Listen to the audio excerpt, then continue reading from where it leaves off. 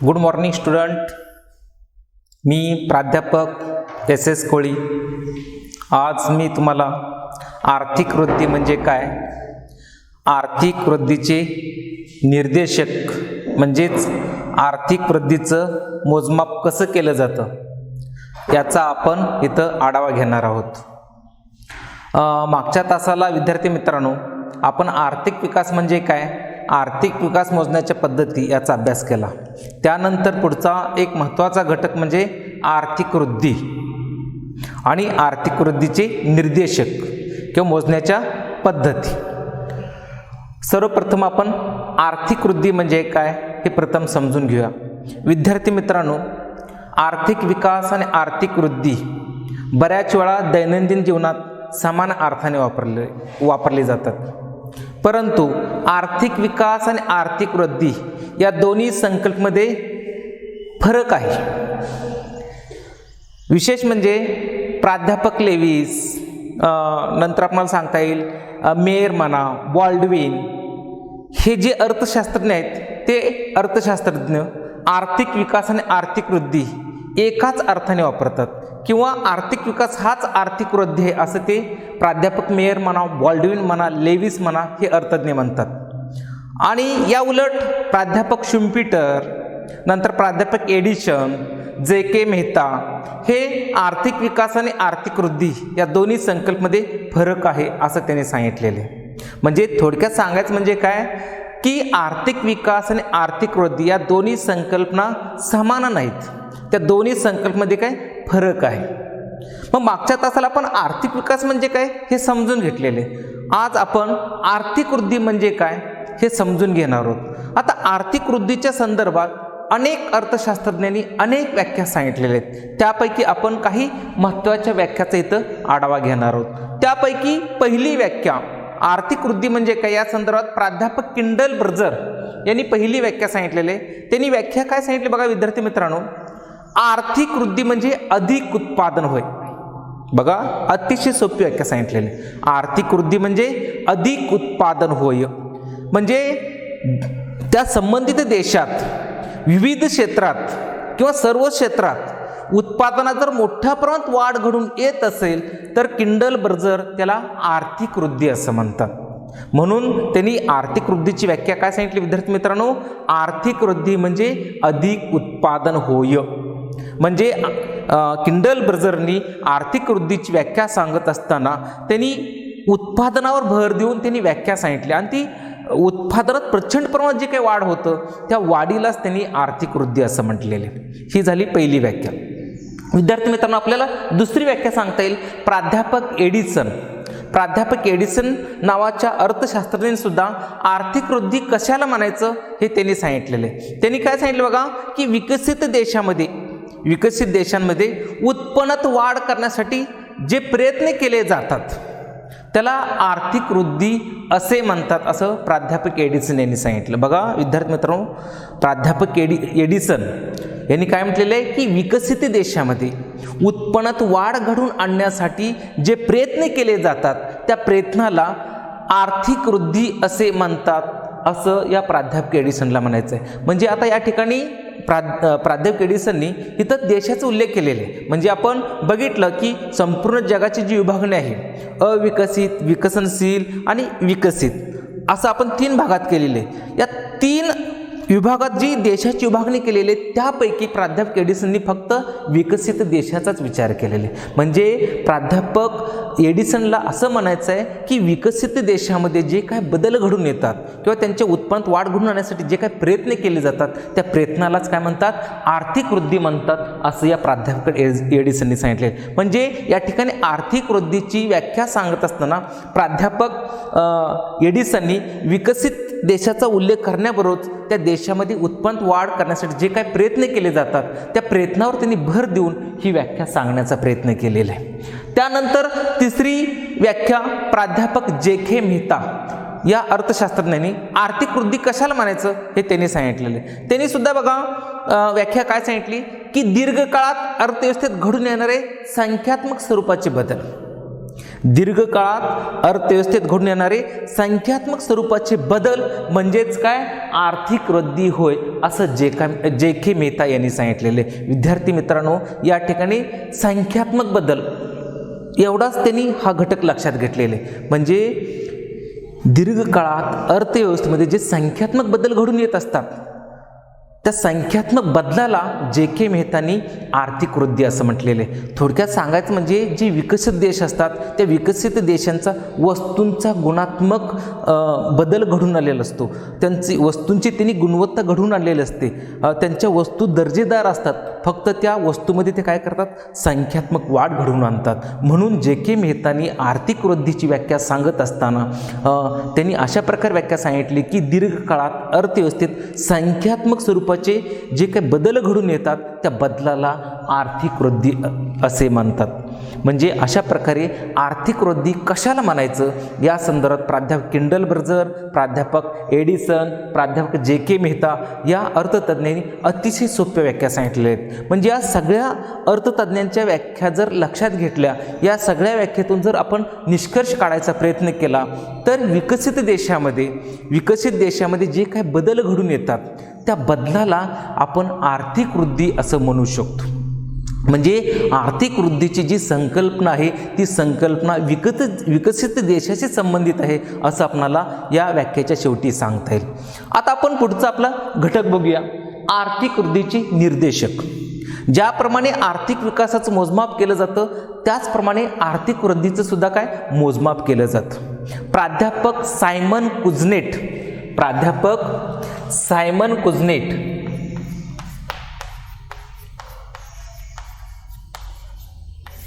या अर्थशास्त्रज्ञाने आर्थिक वृद्धीचे निर्देशक सांगण्याचा प्रयत्न केलेले. आर्थिक वृद्धीचं मोजमाप कसं करायचं यासाठी या प्राध्यापक सायनेट कुझनेट यांनी आर्थिक वृद्धीचे काही निर्देशक सांगितले आहेत. ते निर्देशक कुठले आहेत ते आता आपण इथं पाहणार आहोत.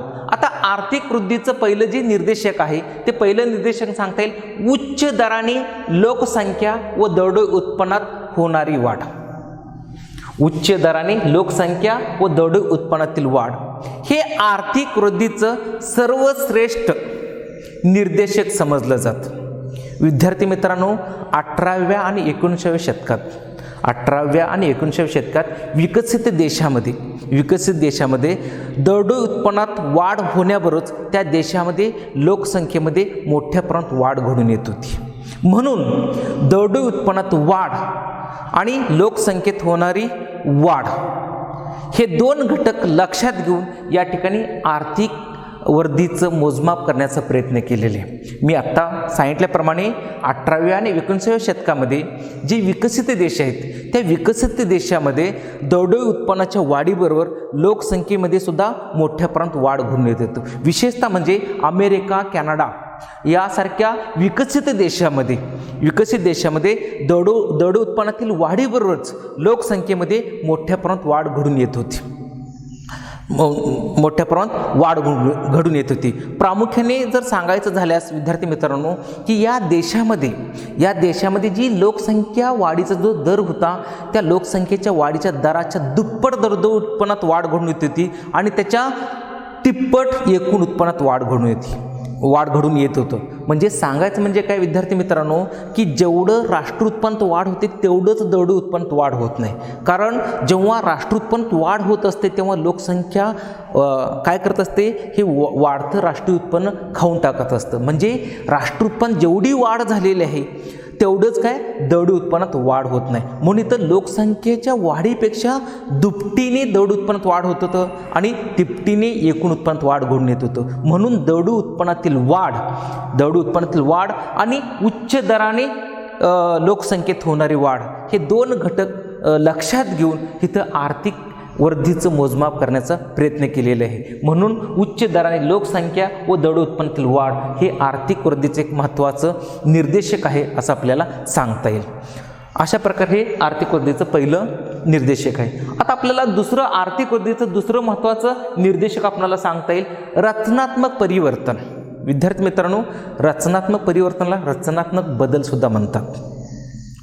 आता या ठिकाणी रचनात्मक परिवर्तनाचा भाग म्हणून, विद्यार्थी मित्रांनो बघा, इथं रचनात्मक परिवर्तनाचा भाग म्हणून या ठिकाणी जे प्राथमिक क्षेत्र आहे त्या प्राथमिक क्षेत्राचं महत्त्व कमी कमी होत जातं. बघा विद्यार्थी मित्र, मी काय सांगतोय, या रचनात्मक परिवर्तनाचा भाग म्हणून रचनात्मक परिवर्तनामुळे या ठिकाणी काय होतं, जे प्राथमिक क्षेत्र आहे ते प्राथमिक क्षेत्राचं महत्त्व कमी होऊन द्वितीय आणि तृतीय क्षेत्राचं महत्त्व वाढत जातं. आता प्राथमिक क्षेत्र म्हणजे काय?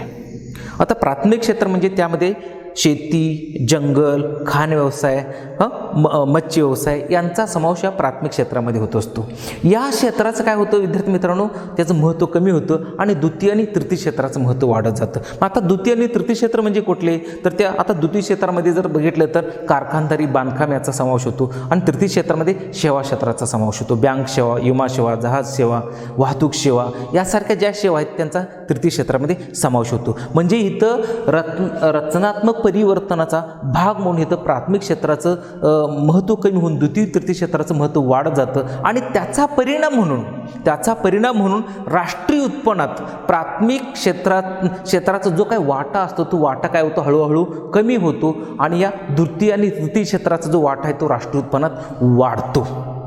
बघा विद्यार्थी मित्रांनो, तुम्हाला एक उदाहरण देतो म्हणजे तुमच्या लक्षात येईल की 1950-51मध्ये भारताच्या राष्ट्रीय उत्पन्नामध्ये प्राथमिक क्षेत्राचा म्हणजे विशेष म्हणजे शेतीचा जो वाटा होता जवळपास तो 57% इतका होता. आणि आज जर आपण विचार केला तर आपल्या भारताच्या राष्ट्रीय उत्पन्नामध्ये शेतीचा जो वाटा आहे तो जवळपास 12-12.5% इतका आहे. म्हणजे आजच्या ह्याच्यामध्ये भारताच्या राष्ट्रीय उत्पन्नाच्या वाटामध्ये जर विचार केला तर द्वितीय आणि तृतीय क्षेत्राचा वाटा वाढलेला आहे. म्हणजे औद्योगिक क्षेत्राचा जर विचार केला तर राष्ट्रीय उत्पन्न जवळपास त्यांचा 33% इतका वाटा असल्याचं दिसून येतं आणि तृतीय क्षेत्राचा जर विचार केला तर भारताच्या राष्ट्रीय उत्पन्नात 55% इतका वाटा असल्याचं दिसून येते. म्हणजे आपण भारताचं जे काही उदाहरण घेतलं या ठिकाणी काय झालं, भारताचा जर विचार केला तर प्राथमिक क्षेत्राचं महत्त्व कमी होऊन द्वितीय आणि तृतीय क्षेत्राचं महत्त्व वाढलेलं. अगदी त्याचप्रमाणे या विकसित देशामध्ये काय होतं की प्राथमिक क्षेत्राचं महत्त्व कमी होतं जाऊन द्वितीय आणि तृतीय क्षेत्राचं महत्त्व वाढत जातं आणि राष्ट्रीय उत्पन्नातील जो प्राथमिक क्षेत्राचा वाटा आहे तो कमी होतं जाऊन द्वितीय आणि तृतीय क्षेत्राचा वाटा हा वाढत जातो. म्हणून रचनात्मक परिवर्तन हा आर्थिक वृद्धीचा एक महत्त्वाचा निर्देशांक समजला जातो. ठीक आहे. आता त्यानंतर आर्थिक वृद्धीचं तिसरं महत्त्वाचं निर्देशांक सांगता येईल नागरिकीकरण. त्याला आपण विद्यार्थी मित्रांनो शहरीकरण सुद्धा म्हणू शकतो. म्हणजे या रचनात्मक परिवर्तनाचा भाग म्हणून विद्यार्थी मित्रांनो नागरीकरणात मोठ्या प्रमाणात वाढ होते. आता नागरीकरणात मोठ्या प्रमाणात कधी वाढ होते, जेव्हा औद्योगिकरणात वाढ घडून येते आणि जेव्हा औद्योगिकरणात वाढ घडून येते तेव्हा त्या शहरीकरणात वाढ तर होतच असते. मग अशा वेळी ग्रामीण भागातील लोक, विद्यार्थी मित्रांनो बघा मी काय सांगतोय की ग्रामीण भागातील लोक रोजगाराच्या शोधासाठी ते शहराकडे धाव घेतात. बघा म्हणजे या रचनात्मक परिवर्तनाचा भाग म्हणून काय होतो, औद्योगिकरणात वाढ होते, शहरीकरणात वाढ होते. औद्योगिकरण शहरीकरणात वाढ झाल्यानंतर ग्रामीण भागातील लोक रोजगाराच्या शोधासाठी शहरीकरणाकडे धाव घेतात आणि त्याच्यामुळे काय होतं, हे नागरीकरणात वाढ होते. म्हणून हा सुद्धा एक आर्थिक वृद्धीचा निर्देशांक मांडलेला आहे. विद्यार्थी मित्रांनो फक्त नागरीकरणातच वाढ होतं असं नाही, तर या नागरिकीकरणामुळे काय होतं, त्या नागरीकरणाचा परिणाम म्हणून लोकांची मनोवृत्ती बदलते. लोकांचा जो दृष्टिकोन जो असतो संकुचित असतो तो व्यापक बनायला लागतो. ते स्वतःच्या राहणीमानात ती वाढ घडवून आणण्याचा प्रयत्न करतात. आपण इतरांपेक्षा जरा वेगळं दिसावं असं ते सतत प्रयत्न करत असतात. म्हणजे या नागरीकरणाचा परिणाम म्हणून त्यांच्या मनोवृत्ती बदलत जाते. त्यामुळे आर्थिक वाढीला आणखी चालना मिळते. म्हणून नागरिकीकरण हा आर्थिक वृद्धीचा एक महत्त्वाचा निर्देशक आहे असं आपल्याला सांगता येईल. बघा विद्यार्थी मित्रांनो तुमच्या लक्षात आलं का, मी तुम्हाला काय सांगितलं परत 1 मिनिटात शेवट सांगतो की या नागरिकीकरणामुळे काय होतं, औद्योगिकरणात वाढ होते. औद्योगिकरणात वाढ झाल्यामुळे त्या औद्योगिकरणाच्या ठिकाणी मोठ्या प्रमाणात रोजगार उपलब्ध होतो आणि ग्रामीण भागातील जे लोक, ज्या लोकांना फक्त हंगामाच्या काळातच 3-4 महिने रोजगार उपलब्ध झालेला असतो, त्यांना 7-8 महिने ग्रामीण भागात बेकार राहणं शक्य नसतं. अशा वेळी ते काय करतात, शहराकडे धाव घेतात आणि शहराकडे धाव घेतल्यामुळे काय होतं की ग्रामीण भागातील लोकसंख्या कमी होऊन नागरीकरण म्हणजे शहरीकरणामध्ये वाढ होते आणि नागरीकरणाचा परिणाम म्हणून त्यांची मनोवृत्ती बदलते. मग ते काय करतात, स्वतःमध्ये स्वतःच्या राहणीमान पद्धतीमध्ये ते मोठ्या प्रमाणात बदल घडवून आणतात। या सगळ्याचा परिणाम म्हणून काय होतो, आर्थिक वाढीला आणखी चालना मिळते। म्हणून नागरिकीकरण हे सुद्धा आर्थिक वृद्धीचं एक महत्त्वाचं निर्देशक आहे असं आपल्याला सांगता येईल। त्याच्यानंतर विद्यार्थी मित्रांनो, आर्थिक वृद्धीचं चौथं जे निर्देशांक आहे, जागतिक स्तरावरील प्रभावात वाढ। आता विद्यार्थी मित्रांनो, मी तुम्हाला सुरुवातीला सांगितलं की आर्थिक वृद्धीची जी संकल्पना आहे ती विकसित देशाशी निगडीत आहे।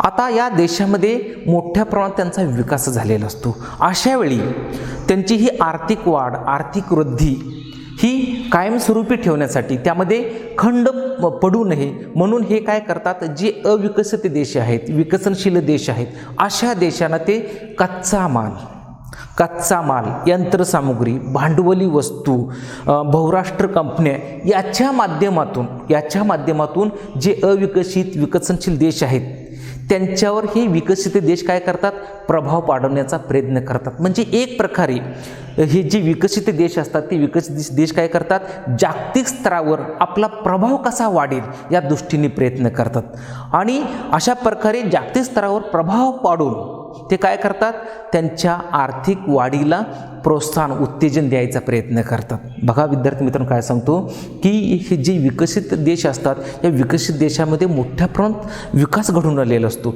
ही विकासाची प्रक्रिया, आर्थिक वाढीची जी प्रक्रिया आहे ही कायमस्वरूपी राहण्यासाठी हे काय करतात की देशामधील जे अतिरिक्त उत्पादन असतं, अतिरिक्त कच्चा माल असतो ती इतर देशांना निर्यात करतात। यंत्रसामुग्री, भांडवली वस्तू म्हणा, याचे ते काय करतात, जे अविकसित देश आहेत, जे गरजू देश आहेत, विकसनशील देश आहेत, यांना ते मोठ्या प्रमाणात निर्यात करतात। बहुराष्ट्र कंपन्यांच्या माध्यमातून त्या देशामध्ये व्यवसाय सुरू करण्याचा प्रयत्न करतात की जेणेकरून त्यांची आर्थिक वाढीची जी प्रक्रिया आहे ती कायमस्वरूपी टिकली पाहिजे असं त्यांना वाटत असतं, की जेणेकरून की त्यातून काय होत असतं की जागतिक स्तरावर त्या संबंधित देशाचा, ज्या देशाचा प्रचंड विकास झालेला आहे त्या देशाचा प्रभाव वाढत जातो आणि त्यातून काय होतं, आर्थिक वाढीला आणखी चालना मिळते। म्हणून जागतिक स्तरावरील प्रभावात वाढ हा सुद्धा आर्थिक वृद्धीचा एक महत्त्वाचा निर्देशांक मानला जातो। ठीक आहे विद्यार्थी मित्रांनो, त्याच्यानंतर आपल्याला पाचवं महत्त्वाचा घटक सांगता येईल, उत्पादकतेत वाढ। हा सुद्धा आर्थिक वृद्धीचा महत्त्वाचा निर्देशांक म्हणून आपल्याला सांगता येईल। विद्यार्थी मित्रांनो, विकसित देशामध्ये सर्व क्षेत्रामध्ये मोठ्या प्रमाणात बदल घडवून आणलेला असतो। कारण का, तर या विकसित देशाकडे प्रचंड प्रमाणात भांडवल असतं। प्रचंड प्रमाणात भांडवल असल्यामुळे ते काय करतात, मोठ्या प्रमाणात तांत्रिक प्रगती घडवून आणतात। तांत्रिक प्रगतीच्या माध्यमातून ते काय करतात, मानवी भांडवलामध्ये सुद्धा वाढ घडवून आणतात। म्हणजे विद्यार्थी मित्रांनो बघा, हे जे काही विकसित देश आहेत या विकसित देशाकडे मोठ्या प्रमाणात भांडवल असतं।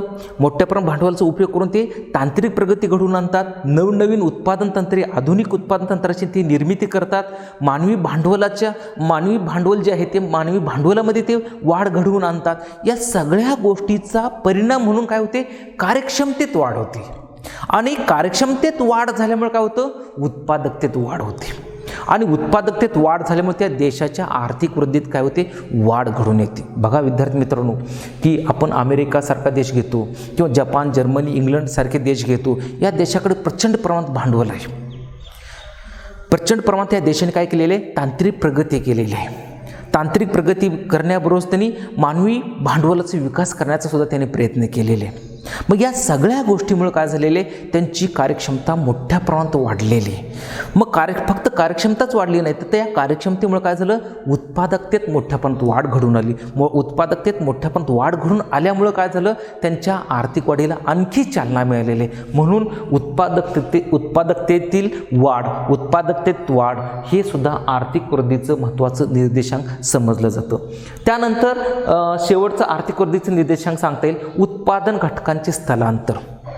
उत्पादन घटकांच्या स्थलांतराच्या माध्यमातून सुद्धा आर्थिक वृद्धी घडवून आणली जाते। जे विकसित देश असतात हे विकसित देश श्रम म्हणा, वस्तू म्हणा, भांडवल म्हणा यासारख्या उत्पादन साधनाची, उत्पादन घटकांचे ते अविकसित देशांना काय करतात, स्थलांतर करतात आणि उत्पादन घटकाचं स्थलांतर घडवून आणून ते आर्थिक वाढीला चालना द्यायचा प्रयत्न करतात। म्हणजे विद्यार्थी मित्रांनो बघा, की विकसित देशामध्ये ज्या वस्तूचं उत्पादन जास्त झालेलं असतं अशा वस्तू म्हणा किंवा श्रम म्हणा किंवा भांडवल म्हणा या उत्पादन घटकाचं ते काय करतात, विकसित देशाकडून अविकसित देशाकडे स्थलांतर करतात. मग या उत्पादन घटकाच्या स्थलांतरामुळे सुद्धा काय होतं, आर्थिक वाढीला चालना मिळते, आर्थिक वृद्धीला चालना मिळते. अशा प्रकारे हे आर्थिक वृद्धीची आपल्याला 6 निर्देशांक सांगता येईल. म्हणजे इथं आज आपण आर्थिक वृद्धी म्हणजे काय या संदर्भात काही महत्त्वाच्या व्याख्या आपण बघितल्या. त्यामध्ये आर्थिक वृद्धी जे व्याख्या सांगितले त्यात किंडल बर्जरची व्याख्या म्हणा, प्राध्यापक एडिसनची व्याख्या म्हणा किंवा प्राध्यापक जे के मेहतानी सांगितलेली व्याख्या म्हणा, त्याचा आपण इथं विचार केला, अभ्यास केला. त्याच्यानंतर आपण आर्थिक वृद्धीची निर्देशांक जे प्राध्यापक सायमन कुझनेट यांनी सांगितलेलं होतं की जे विकसित देश आहेत त्या विकसित देशामध्ये आर्थिक वृद्धीचं मोजमाप कसं केलं जातं, आर्थिक वृद्धीचे निर्देशांक कुठले आहेत हे त्यांनी सांगण्याचा प्रयत्न केलेले. विद्यार्थी मित्रांनो, इथं हा घटक संपला. आपण इथं थांबूया. धन्यवाद. आभारी आहे.